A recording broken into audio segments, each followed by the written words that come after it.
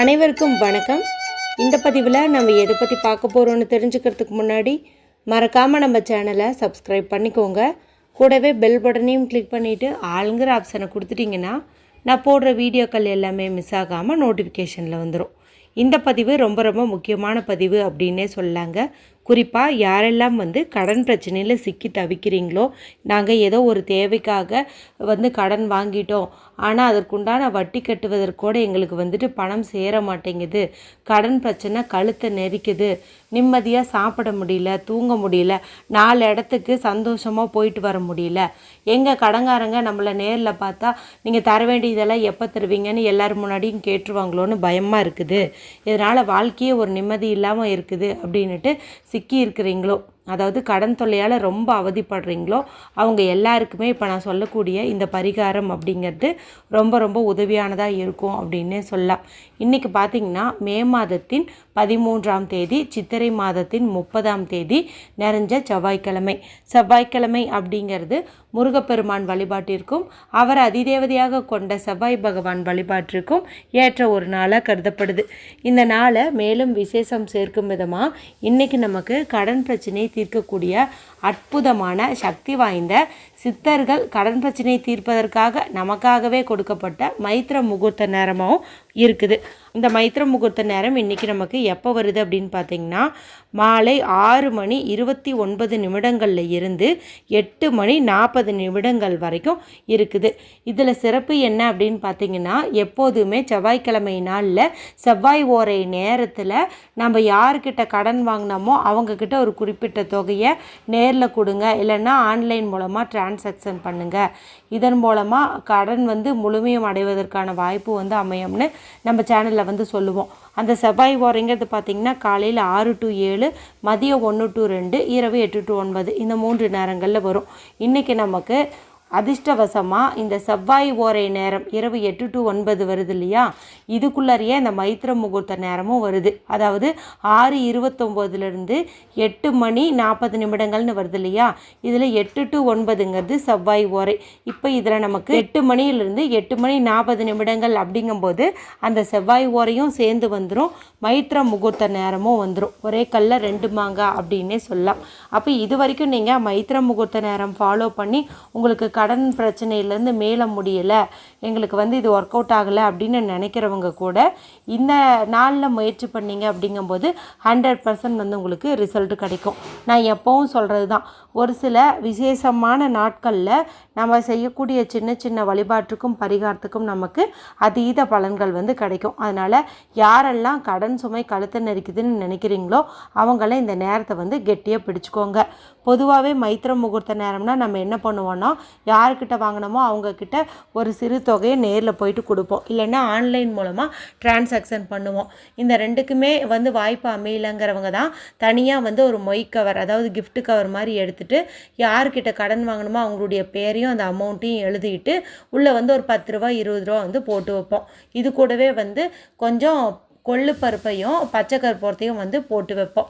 ஏன்னா கொள்ளு பருப்புங்கிறது கடன் பிரச்சனையை நீக்குவதற்கும், பச்சை கற்பூரம் அப்படிங்கிறது பணவரவை அதிகப்படுத்தி தரும் அப்படிங்கிறதுக்காகவும் போட்டு வைப்போம். இப்போ ஆல்ரெடி இந்த மைத்திர முகூர்த்த நேரத்தை ஃபாலோ பண்ணிகிட்டு இருக்கிறவங்க இப்போ நான் சொன்ன அந்த டைமிங்கில் அதே பழைய கவரில் இன்னொரு 20 ரூபாயும் 30 ரூபாவோ உங்களால் எவ்வளோ முடியுமோ அவ்வளோ நீங்கள் எடுத்து போட்டு வைங்க. வாய்ப்பு கிடச்சிச்சின்னா நேரில் கூட நீங்கள் கொடுக்கறது சிறப்பு. இப்போ இதெல்லாம் நீங்கள் ரெகுலராக பண்ணுவீங்க. இது கூட சேர்த்து இப்போ நான் சொல்லக்கூடிய இந்த பரிகாரத்தையும் நீங்கள் செய்யுங்க, நல்ல பலன்கள் உங்களுக்கு கிடைக்கும். இதுக்கு நமக்கு தேவையானது அப்படின்னு பார்த்தீங்கன்னா, நல்ல நிலையில் இருக்கக்கூடிய ஒரே ஒரு பிரியாணி இலை தேவைப்படுது. இந்த பிரியாணி இலையை வச்சு நம்ம என்ன பரிகாரம் செஞ்சோம்னாலும் நமக்கு 100% ரிசல்ட் கிடைக்கும். குறிப்பாக பணம் சேர்வதற்கும் கடன் பிரச்சனை தீர்வதற்கும் இந்த இலை ரொம்ப ரொம்ப உபயோகமாக இருக்கும் அப்படின்னே சொல்லலாம். ஓரளவுக்கு டேமேஜ் கம்மியாக இருக்கிற மாதிரி ஒரு இலையாக நீங்கள் பார்த்து எடுத்துக்கோங்க. இதில் எழுதுவதற்கு ரெட் கலரில் இங்க் வரக்கூடிய பேனா, ஸ்கெட்ச் பென்சில், மார்க்கர் நீங்கள் பயன்படுத்திக்கோங்க. ஏன்னா சிவப்பு நிறம் அப்படிங்கிறது செவ்வாய் பகவானுக்கு உரிய நிறம். இன்றைக்கி அவருக்கு உரிய கிழமையாக இருக்கிறதுனால இந்த நிறம் பயன்படுத்துவது சிறப்பு. அடுத்ததாக நமக்கு தேவையானது அப்படின்னு பார்த்திங்கன்னா 7 மிளகு தேவைப்படுது. ஏன் இந்த பரிகாரத்துக்கு மிளகு பயன்படுத்துகிறோம் அப்படின்னா, செவ்வாய்க்கிழமை நாளில் மிளகு வச்சு நம்ம செய்யக்கூடிய பரிகாரத்துக்கு நமக்கு அதீத பலன்கள் கிடைக்கும்.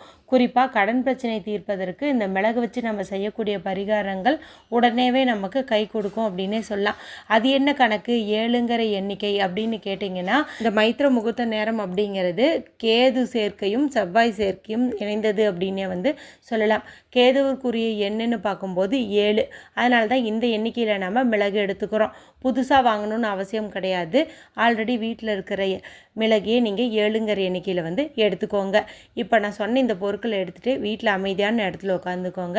இந்த டைமிங்குள்ளாரையே நீங்கள் இந்த பரிகாரத்தை செய்கிறது ரொம்ப ரொம்ப சிறப்பான பலனை கொடுக்கும்.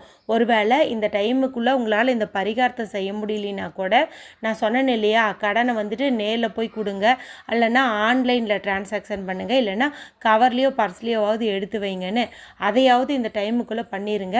இந்த பரிகாரத்தை இன்றைக்கி இரவு தூங்கிறதுக்குள்ளார எப்போ வேணால் பண்ணுங்கள்.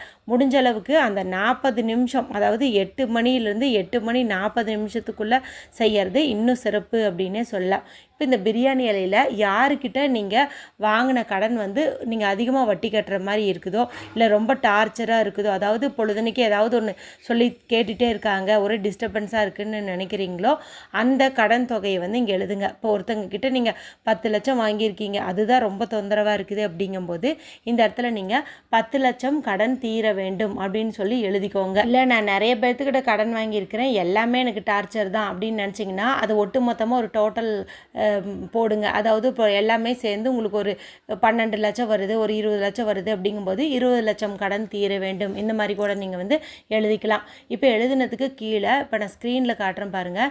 இது வந்து கடன் பிரச்சனை தீர்க்கக்கூடிய அற்புதமான சிம்பல். இந்த சிம்பலை வந்துட்டு இதே பிரியாணி இலையிலே நீங்கள் வந்து வரைஞ்சிக்கோங்க. உங்களுக்கு ஒரு பக்கத்துலேயே வந்து வரைவதற்கு இடம் இல்லைன்னா பேக் சைடு கூட நீங்கள் இதை வந்து வரைஞ்சிக்கலாம். அடுத்ததாக இந்த 7 மிளகு சொன்னேன் இல்லையா, இந்த 7 மிளகையும் நீங்கள் மிக்சர் ஜாரில் போட்டோ அல்லது இடிக்கல்ல இடிச்சோ லைட்டாக ஒரு பவுடர் மாதிரி வந்து பண்ணிக்கோங்க. அடுத்ததாக சின்னதாக வந்து ஒரு மண்ணகலோ இல்லை பீங்கான் பிளேட்டோ ஏதாவது ஒன்று எடுத்துக்கோங்க. எடுத்துகிட்டு இப்போ இந்த பிரியாணி இலை வந்து அது மேலே வந்து வச்சுக்கோங்க. வச்சுட்டு இப்போ இந்த மிளகு இருக்குது இல்லையா, இந்த மிளகு பொடி மாதிரி நம்ம பண்ணிட்டோம். இப்போ அதை எடுத்து அந்த பிரியாணி இலை மேலே அப்படியே வந்து தூவி விடுங்க. ஒரு பக்கத்தில் தூவினீங்க அப்படின்னாவே போதும். இப்போது இதுக்கு மேலே ஒரு கற்பூரம் வச்சுக்கோங்க. அது கட்டி கற்பூரமோ சாதாரண கற்பூரமோ ஏதாவது ஒன்று வச்சு நீங்கள் அப்படியே வந்து ஏற்றி விடுங்க. இப்போ பார்த்திங்கன்னா இந்த கற்பூரம் எரியும் போது இதுக்கு கீழே இருக்கிற இந்த பிரியாணி இலையும் வந்து எரிய ஆரம்பிக்கும். இல்லைனா இந்த அகல் விளக்கு இருக்கு இல்லையா, அந்த அகல் விளக்கில் இந்த கற்பூரத்தை வச்சு அதை ஏற்றி வச்சுட்டு அப்போ கூட நீங்கள் இந்த பிரியாணி இலையை அதில் காட்டி எரிக்கலாம். இப்படி இந்த பிரியாணி இலை எரிய எரிய இதில் கடன் எழுதியிருந்த பார்த்தீங்களா, அது எல்லாமே வந்து எரியும். இப்போது நீங்கள் என்ன மாதிரி திங்க் பண்ணணுன்னா, அந்த 20 லட்சம் கடனும் உங்களுக்கு வந்து தீர்ந்த மாதிரி, அதாவது 20 லட்சம் பணம் உங்களுக்கு கிடச்சிருச்சு, அந்த கடன் பிரச்சனையிலேருந்து நீங்கள் மீண்டு வந்துட்டீங்க அப்படிங்கிற மாதிரி கற்பனை பண்ணணும். அதன் பிறகு இந்த சாம்பலை நீங்கள் வெளியில் வந்து ஊதி விட்டுருங்க, இல்லைன்னா டஸ்ட்பினில் வந்துட்டு நீங்கள் போட்டுருங்க. அதுக்கப்புறம் அந்த பிளேட்டையோ அல்ல அகல் விளக்கையோ நீங்கள் கழுவிட்டு மறுபடியும் வந்து ரீயூஸ் பண்ணிக்கலாம். இப்போ நான் சொன்ன இந்த விஷயங்களை அவசியம் வந்து நீங்கள் இந்த டைமுக்குள்ளே செய்வதற்கு முயற்சி பண்ணுங்கள். நிச்சயமாக உங்களுடைய கடன் பிரச்சனையிலேருந்து நீங்கள் மீண்டு வருவீங்க. வீடியோ பிடிச்சிருந்தா மற்றவங்களோட ஷேர் பண்ணுங்கள். ஏதாவது சந்தேகம் இருந்ததுன்னா கேளுங்க, ரிப்ளை கொடுக்குறேன். மற்றும் ஒரு பயனுள்ள பதிவில் உங்களை சந்திக்கிறேன். நன்றி, வணக்கம்.